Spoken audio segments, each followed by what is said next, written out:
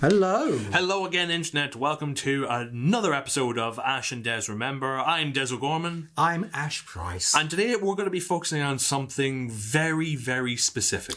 Yeah, growing up geeky and how it affected our lives. Because I think being geeks has had an impact on who we are, where we're going, what we do. Yes. And just generally the people we are. The people that we started off as and the people we now are.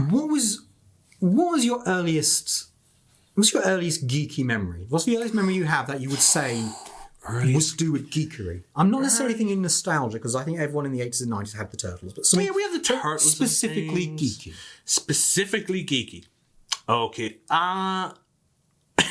Okay, right. All right. This is the first thing that popped into my head, right? One Christmas, my loving parents, who I adore so very, very much, I made that sound weird, but I kind of like them. They got me. I think it was. Oh God, I really wish I could remember the proper name for this. It was like a kinetic set. Oh, Kinect. Kinetic. I know what you mean. It's kind of like, it's hard to describe. It was kind of like a plastic buildy thing, where it was like Lego but not, where it was like tubes and little Kinect things, and it was like a big tower thing that they got me, where essentially it was like a ball roller coaster. I am describing this so terribly. I know what you mean. No, I know what you mean. I know what I mean. You know what we mean. Yeah. We all know. Yeah, we all know. All right. So I was given this, and I was just left to my own devices. There you go, build.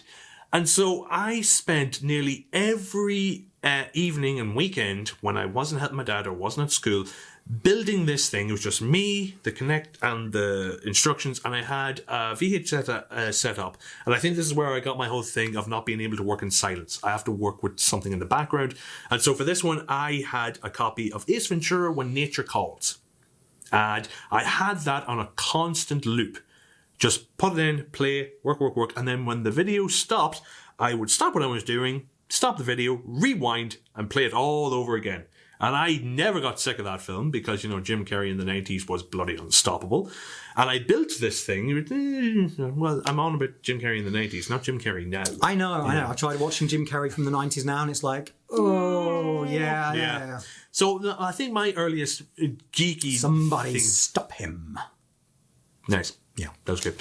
So I think that was like one of my proper nerdiest memories. I mean, obviously we had like the TV shows and things. I had Red Dwarf, which we mentioned before. Yeah. We had... for those of you watching, it's very obvious we are recording this after the Red Dwarf episode because the stuff's still up there. Yeah, I tried to show some continuity by taking my shirt off, but obviously that didn't work. I'm just going to pop Sonic up there just to give it a little bit of variety. Obviously, we also had the gaming things as well. I remember... I think if I remember this right, I had a Sega Mega Drive, which I know you're not a fan of. I love the Sega Mega Drive. Yeah, not according to that Sonic video that you did. But the Master System was far superior. You keep telling yourself that. I'm going to keep telling myself that. So, and one of the games I got was a game, I think it was called Two Bad Dudes. Which is as 90s as thing that you can do, and it was set in the future where the world has been destroyed by nuclear war by two bad dudes. No, the two bad dudes are the heroes. Oh, is this the 90s version of bad? Yes. Okay. Yes. Okay. Yeah, this wasn't two bad dudes. This was two bad dudes. Two bad dudes. So it was one of those, and I don't even remember this so vividly, where the president has to deal with an issue, so he has to call for the raddest, toughest dudes that he knows. And it's these two guys. It was a two-player game, and they were brothers, obviously. Yeah. And they were wearing what could only be described as the most 90s things that you could wear. They had like slicked, big up flat vanilla ice hair. They had sunglasses on. Both of them were wearing different colours because, two-player. Ripped denim sleeves. No, not that one. Not that one. It's either two bad dudes or two rad dudes. Or it could be two rad dudes. And so they were wearing, both of them were wearing like denim jackets with no shirt on underneath, and the sleeves were ripped off. And they were wearing like ripped denim trousers and big thick combat boots. And it was a side scroller beat 'em up where you have to take down mutants from the wasteland of like New York. Are you sure it wasn't two crude dudes? That's it. It was two crude dudes. Two crude dudes. Bring up photos. Two crude dudes. Two crude dudes. And I remember this is how vivid I remember this. I was playing this game, and it was myself and my sister playing it. There they are. Oh my God. Look at that. It's like Albert Wesker porn. I want to just show this because Teresa's just behind the camera. I just want to gauge her reaction when I show her the cover art. So be prepared. Oh, come on! You know. It's so 90s. And her facial reaction was like this. Which for those of you listening to the podcast version. I mean, look at the art. Look at the in-game footage. Wham. It was like all comic. It was wham and baps and flips and boops and all this stuff. And the guys were so strong. They were just like walking muscle testicles that at any point they could pick up things and throw them at the enemy, including stones, barrels, and a car. They could just pick up a car and just throw it at people. And the thing that I remember the most about this is that myself and my sister Ashton, we were getting into this. We were playing this game and it was freaking amazing. This is called Ashton. Ashlyn.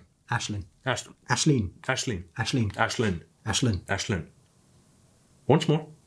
Gary. There we go. And so we were playing this game and we were getting close to the end of the level, and then our TV started to break. It was warping at the sides and it was starting to buzz. But we had to finish the game. So I just remember this game so vividly of trying to finish the end level, which I think took place in a mad scientist lab thing, while the TV was buzzing and the screen was warping. And I got to the second to last stage, and then the screen, I'll never forget this, the screen went black. So, and all I had was like a single white line in the middle, like the one of the reactors in the back of the TV must have went. So I'm trying to play this game and I'm focusing on the line of pixels trying to make it out. Just like, what is this? What's going on? Well, I never finished the game and the TV was bollocks, and if anything it became almost a fire hazard because I couldn't finish Two Crude Dudes. Well then, I was trying to, as you was going through that, I was trying to think what my earliest geeky memories were. And briefly, trains. Oh my God. Very, very briefly into electric train sets. Very briefly. How briefly? We're talking like 3 years? No, like 6 months or something like that. Oh, thank God. I thought you were going to say like a fortnight or something. But they're really interesting. And even now, I occasionally sit there and think, I'd like enough space to build a large model railway. That's, I can't really say anything. I did go through a period of collecting scale models of film cars. Oh, and I still have them. Oh, the James Bond Aston Martin. Oh, I have that. I have the Vanquish. Do you remember those magazine series that came out? Yeah. That you get the cars with them. It's like little tiny. I do remember one other thing. Do you remember collectible magazines? Of course. Obviously, there's still a thing there. What I got The Animals of Farthing Wood. You were one of those guys. I was one of those guys, but then my mum's made me stop getting it because apparently I was too old. You were 27 when you were collecting them. No, I was like 12 or something like that. I remember collecting the magazine Creepy Crawlies. Do you remember this? I do. Where the whole premise is that it's like the collectible magazines now. You get a magazine with the book and you get bits to make a thing. I remember there was a dinosaur one where you got a glow-in-the-dark T-Rex skeleton. And then if you carried on collecting it, you'd get the outer shell, the skin to go around it. I never got that. What I got was a glow-in-the-dark skeleton of a tarantula. I got that as well. And then I think the next one coming on from that... Scorpion. Was the scorpion? Yeah. Yep. I never got the scorpion. I did also go through this weird period of collecting the magazine that came with the little rocks from all around the world. Do you remember that? Yes, I got those. I collected stones. Minerals. Minerals. Yeah, please. They were fucking stones and they were selling them to kids. Minerals, Marie. Yeah. So I remember collecting them. I still don't know how I remember the first issue it came with pyrite. Fool's gold. Oh God, yeah, it did, didn't it? I remember that they used to come in like the little transparent lid boxes, and you used to take them, open them up, and this distinct smell of stone and plastic. I remember there was a magazine series, and I don't know if it was over several issues you got it, or each issue. I think each issue came with a cardboard thing, and it was cardboard cutouts that you kind of cut out and glue together. And like I remember one of them was like a functional cardboard version of Stevenson's rocket or something like that. It was like a steam-powered thing. Like, it didn't really work, but it like... Well, obviously, steam and cardboard are not good bedfellows. It had moving bits and all that. I remember getting that briefly. I also do remember that. I love the fact that we're just going. This is the best Ash and Des remember, because nearly every sentence so far is I also remember. I also remember. Yeah. I also remember when I was a youngster. Back in the day when I was a youngster. When I was just a young warthog. That's not the lyrics. That's not the lyrics. But I did go through. I did go through a Disney phase. That I'll come back to. Everyone went through a Disney phase. Oh, really? I remember. My first experience of Aladdin was a friend of ours had lent us a version of Aladdin that someone had filmed in the cinema on a 90s VHS recorder. I am now 37. I now pay my taxes. I can now openly admit this. The first time that I watched Aladdin, I bought it as a bootleg video from Jonesborough Market. That's only for a very specific amount of people.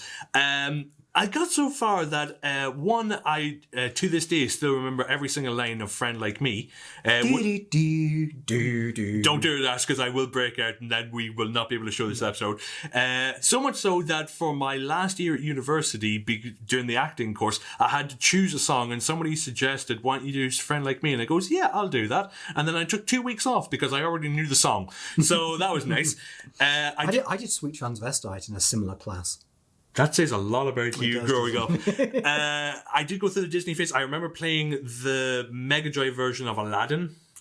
Great game. Oh, such a good game. Do you remember the level select? A start. Yep.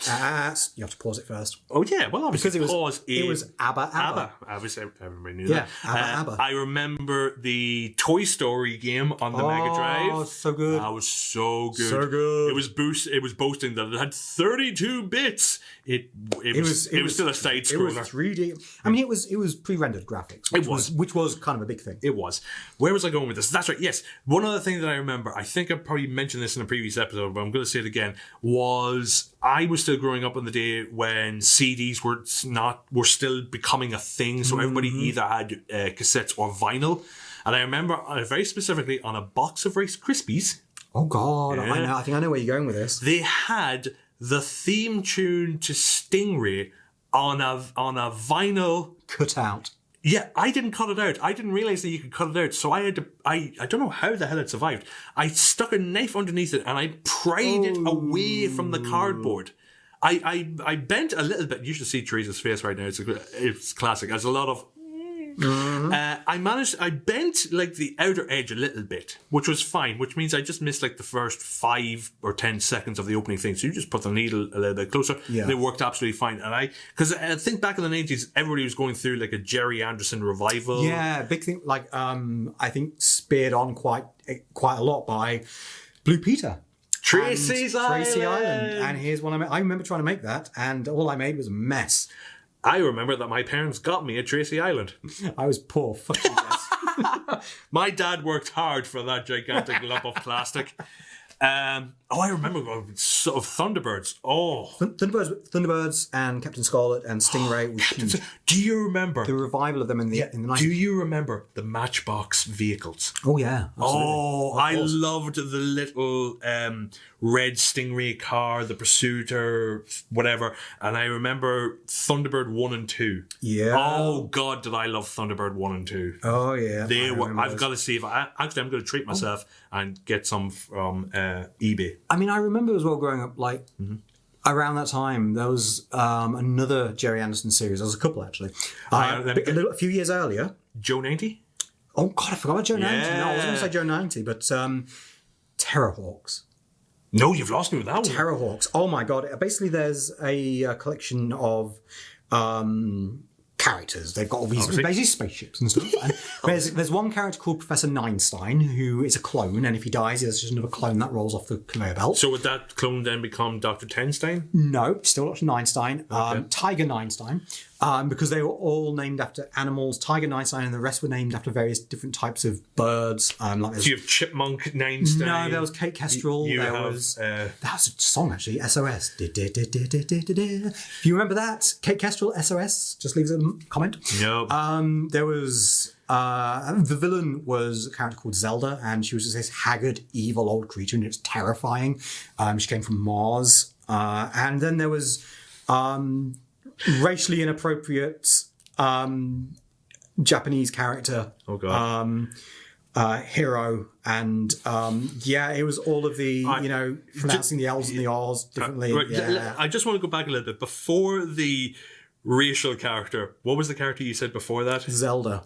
Right, that led me down like a rabbit hole of domino memories because I think of Zelda, and then, think of. And then I think of Zelda, and I thought Nintendo, and then that reminded me of Captain N. It was like, you don't remember Captain N? I don't remember Captain N. Captain N was kind of like a Nintendo show where he got to hang out with Simon from Castlevania, and his weapon was he had the belt buckle, which was made up of the NES controller, which basically could pause things, and he had the zapper, which actually the only Simon. As soon as you said that, like my mind started doing the jumping around as well, and I went straight to Trevor and Simon swing your pants. Yeah, we're all over the place with this episode, because I went from Captain N and his unique style, which was like big 90s runners and like a varsity jacket with an N on it. But then I think of those thick 90s runners, and my brain always goes to James Bond Jr. Look out, he's coming through. He's got a job to do while he rescues the girl. James Bond. James Bond Jr. That was... I friggin' loved that show. Mostly because cool. I loved his fashion sense. Yeah. With jeans it was just tucked into the runners. It was just out of the 80s, wasn't it? Yeah. And I remember that... Obviously, they had toys for this. And one of the toys I remember was... It was a CD player that doubled as a gun holster. Amazing. And I really wanted to get that because I remember thinking, oh God, it's a CD player. Maybe I could actually get that instead of a proper CD player. Because I thought they would play CDs. I still don't know because I never got the bloody thing, because who would have thought that selling a toy gun in Ireland during the 90s would have been such a hassle? Who'd have thought? Who'd have thought? Yeah. So, but how did all this... I guess the big question of this episode is, how did all this affect you in your later life? How has it impacted you? Has your life's direction gone in a certain way because of your geekery? Yes. Has it? Explain yourself, Desmond. Wow, I didn't think I had to give a verbal report here, but okay. When I was growing up, obviously being a fan of all the geeky, nerdy things led you to be, well, me personally, a little bit isolated in secondary school, because it turns out nobody gives a shit about the hurricanes back then. Who would have thought? Growing up being a geek in the 90s was not fun. It was... You young Gen Zs today... You bastards get to enjoy Marvel and DC and all those films because of us and had to put up with all that bollocks beforehand. All right? You better make a ticking... We suffered. Yeah, you could enjoy these things. You make a ticking talk about this. Well, wait, so a what? Ticking talk. No, it's just a TikTok. It's a TikTok. No, it's not a ticking talk. It's not a clock. It's just a TikTok. A TikTok? A TikTok. Sounds like a mint. No, that's a Tic Tac. Oh, Tic Tac. A Tic Tac, not a TikTok. Oh, okay. Yeah, TikTok is the Vine of now. Vine. Oh, wow. Yeah. That's Vine. Jesus. Yeah, Vine was our thing. Yeah, it was. We're taking it back. Forget Facebook. We're going back onto Bebo. That's right. Jesus. MySpace is still active. Oh, Jesus Christ. Yeah. All right, to get back on topic. Yes. Obviously, being the whole geeky nerdy thing didn't lead well into secondary school. Pretty heavily bullied. Yeah. But I personally think that it enriched my life for the better. Personally, because I now have a very clear understanding of what it's like to be alone, to be isolated, to feel rejected. And so whenever I go to conventions, I always try and make sure that nobody feels that way, because it's a horrendous, horrible feeling that I wouldn't wish upon anybody. I think a lot of people going to conventions, especially around our age, probably do connect in with that. Yeah. I mean, it was a case that, you know, I joke about the whole easy for Gen Z thing. I mean, there's obviously difficulties as well. But, yeah. And, you know, it's great that this type of geekery and all of that is now a bit more acceptable. It was really difficult back in the 90s. And, you know, being a fan of things that are a little bit nerdy and geeky, you know, if you liked Star Trek and this, that and the other, or you liked, I don't know, just stuff that the cool kids didn't like, exactly. then, you know, that was a good enough reason for people to abuse you. Yeah. And that's exactly what it was. It was abuse. Essentially, what it was for me growing up is that if you didn't follow football or follow a particular football team, you were cast out. Yeah, the question was never, do you like football? It was, which team do you support? Hell, with my accent, I still get that question now. And I really don't. I like to name Quidditch teams instead to really mess them up. Well, it's like, even to be fair, even now people will hear me being English when there's like a World Cup or a Euro Cup on or something like that, and they'll say, "Oh yeah, you must be really excited. You got to the finals." It's like, I don't give a shit. I mentioned in my show that somebody at school, because I went through this whole Manchester United phase. Yeah, you try to get into it, don't you? I tried to watch the game, the 1989 UEFA Champions League final where they were playing Bayern Munich and they won in extra time and all that stuff. I got bored halfway through and I went off and watched 2 episodes of Red Dwarf that was on BBC Two. And came back and watched it, and I didn't feel like I missed much. No, it's those little things I remember. And this is a show that we definitely have to do because we said that we would. Sliders and Quantum Leap. Yeah, I think we do those as a duo. I think so. Well, what about you? What was it like growing up nerdy for you? Oh, I mean, kind of the same. Bullying, and I remember a few episodes ago I did tell the story about my school bully who kind of heard I liked Star Trek, and this was how bad being a geek was. He kind of cornered me and was like, oh, I hear you like Star Trek, and I'm like, yeah, I think I'm going to get a beating or something. And like in this really clandestine, quiet, secretive way, he's like, can I borrow it? Yeah. And it's like, people people still liked it, but it wasn't cool. But to ask you the same question, do you feel that being a nerd helped shape obviously. Was it a good thing? I mean, there was good and bad in it, obviously. Obviously. I mean, horror is still very much within the geek and nerd pantheon. And, that is very much what I am doing when the world is safe to do so again. I'm doing that as my job, my career. I met my wife through doing geeky, nerdy stuff. I know that you had the similar experience. I met my wife was being dressed as a Ghostbuster. So... Come on. Yeah. I mean, come on, people. If I can do it, you can do it. You can find your significant other. Dress as the Doctor. Be Dave Lister. Find your Kachansky. Yeah, don't black up. Don't do that. I can't believe that we now have to live in a stage where we have to say that. We have to point that out to people because, some people still kind of like. But yeah, it definitely shaped me. Not always for the better. Yep. There's this idea that, I survived these problems and these difficulties and this abuse, and this abuse made me stronger. It's like, no, the abuse and the violence didn't make you stronger. Yep. It traumatized you. It hurt you. You made you stronger. Yeah. You did that, not the abuse. You came out of the other end of it, and you made you stronger. Exactly. And a little bit of resilience and a kind of a willingness to accept who you are a little bit more. Yeah.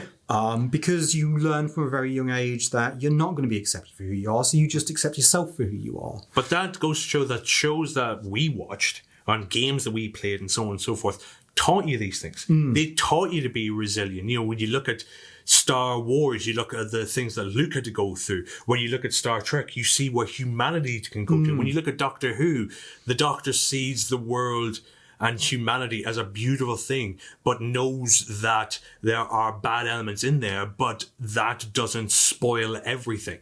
It teaches you amazing things. Growing up geeky, especially when we were growing up geeky, because it is better now, and it's wonderful that it's better now. Yes. It's good that it's better now. Not to say that kids today at school don't have their problems, they don't face bullying, because they absolutely do. I remember reading this, but I don't think people face bullying as much in the same way, because nowadays people don't get bullied as much for liking Spider-Man. There's a different type of bully that's out there now. I remember reading this story recently of a kid who an American kid who was going to school, and they asked him to dress up as one of his heroes, and he dressed as Tony Stark. And he had he painted on goatee, and he had the shirt with the waistcoat on, and he was heavily bullied for it. Wow. Because, it's a fictional character, why would you want to be? Because it's Tony bloody Stark. That's why. Kids are kids. Kids will always find something, and they'll always find one reason. You're a bit poor, your hair's a bit messy, you've got the basin haircut, you like this, you don't like the popular things. Yeah. Kids today are facing the same types of things with different directions. I mean, thankfully, geekery is a lot more accepted nowadays, Exactly, and it's mainly because it's a multi-billion-pound capitalist industry. That as well, but also evil capitalism has made it more acceptable. But being a nerd, most nerds understand the feeling of being isolated and alone, and they would not accept that, and they won't accept that, and they wouldn't put that on others. What you have to be careful of now is internet trolls, people that hide behind a pseudonym because they can't face to do it in person, so they'll just berate somebody online because they've got that anonymity. Thank you. I can never pronounce that word. The anonymity to do that, and I don't do that whole thing. Yeah, there's a reason why I don't do online gaming, because I don't want to have somebody like that shout something down headphone to me. There's a lot of bullying is very different. In some regards today, because the internet wasn't a thing when we were growing up. No. If you want to say something, we never had to face that level. Like, if we were getting bullied, we knew who was bullying us. That's right. You could see that person in the eye. Yeah. And it's very different now. It is. And to be absolutely honest, I doubt many, particularly young people, are listening to this, but if you are, I know it's a cliche, but things do get better. They really do. Mostly things get better because when you get older, you get this amazing thing called expendable income, which means that you can buy proton packs and neutrino ones and all this. And you can show all those arseholes that you are worth something and that you can do these things because they make you happy. Not anybody else. They make you happy. If you are kind of struggling with stuff like we did. Yeah. I mean, I know it sounds so cliche, but things do get better. And there are people who are willing to listen. Yeah. Especially now, people are a lot more willing to talk about things like mental health. Exactly. Which they weren't back in the 90s. Yeah. And yeah, I don't want to turn all saccharine, but there is help out there. There really is. There's, go on Reddit and find your team. Yeah. They're out there. Yeah. Find your clan. Find your nerdy clan. And trust us, we're talking from experience here. Things do get better. And people now are more open and willing to talk about things that are bothering them with their mental health. And we want to stress that is an amazing, beautiful thing. Never lose that. Never let anybody take that away from you. And maybe one day, if you're really lucky, you could be us.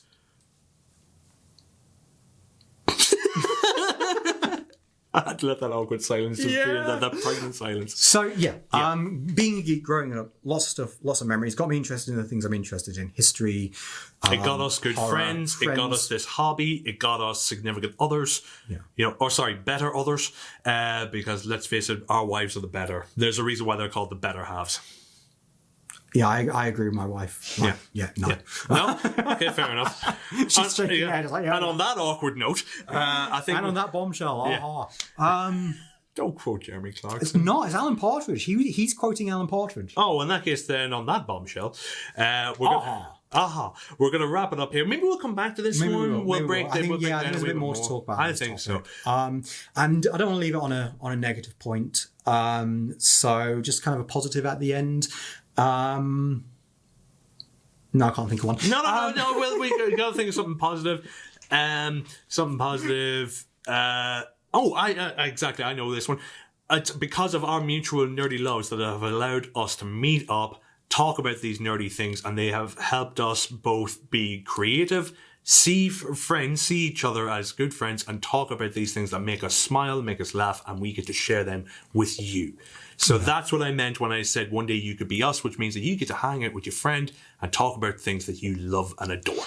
So, I've been Ash Price. I've been Des O'Gorman. Keep it geeky. And goodbye for now.